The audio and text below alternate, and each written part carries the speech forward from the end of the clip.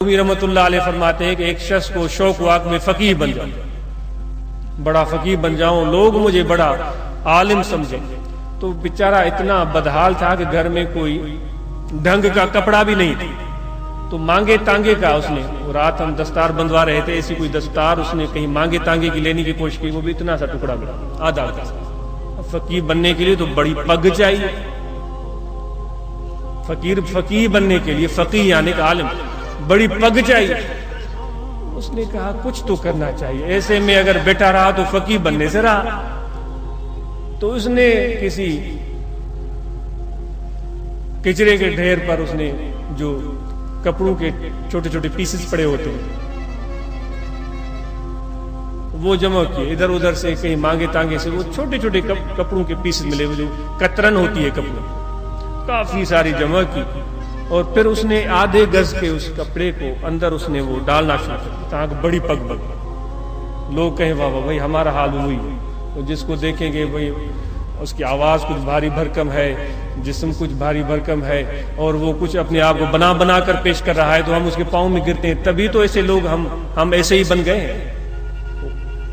اندر کچھ بھی نہیں ہوتا، خالی ڈبہ ہوتا ہے، لوگ کہتے ہیں واہ بھائی ہمارا حال ہوئی۔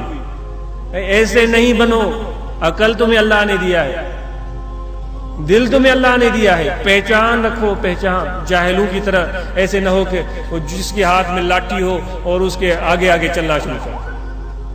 تو وہ بڑی پگ اس نے بنائی اور وہ گھر سے نکلا، وہ پگ باندھ کر گھومتا تھا۔ تو کسی چور اچکے نے دیکھا بھائی یہ تو بالکل مفلس کا لاش تھا، اس نے بڑی یہ بوسکی کی پگ باندھی ہوئی ہے، بڑا مزہ ہو گیا اس کا۔ تو وہ اس کے پیچھے کئی ہفتے خوار ہوتا، پھر آگے کبھی موقع ملے تو اس کی پگ میں چھین لی۔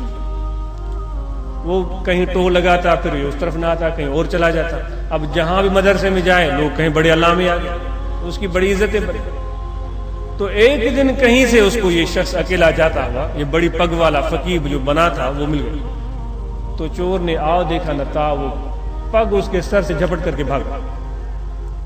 وہ جب دور بھاگنے لگا تو اس نے اپنے سر کو بھی پکڑا اور اس کو دیکھنے لگا۔ جب کافی دور چلا گیا اس نے کہا او بھائی بات تو سن۔ اس نے کیا بات ہے؟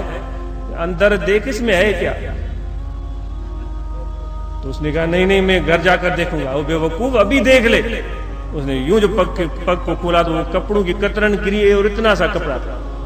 وہ اس کو بڑی صلاحیں سنانے لگا، بے وقوف تو نے میرے دن ضائع، 1 مہینہ میں نے تجھے تاڑا ہے، یہ بوسکی کا پگ مجھے مل جائے گا، اس میں کترن بھری ہوئی۔ ہمارا حال بھی ہوئی ہے، کترن بھری ہوئی ہے اور کچھ بھی نہیں، نہ اخلاق ہے، نہ عمل ہے، نہ اخلاص ہے، کچھ بھی نہیں۔ لیکن دوستوں نے وہ جو کہہ دیا کہ بھئی آپ عرض کرو، تو پھر میں یہ سمجھتا ہوں یہ مشائخ کا فیض ہے، مہربانی ان کی ہوگی، ہم عرض کر دیتے، ہمارا کچھ بھی حال نہیں ہے۔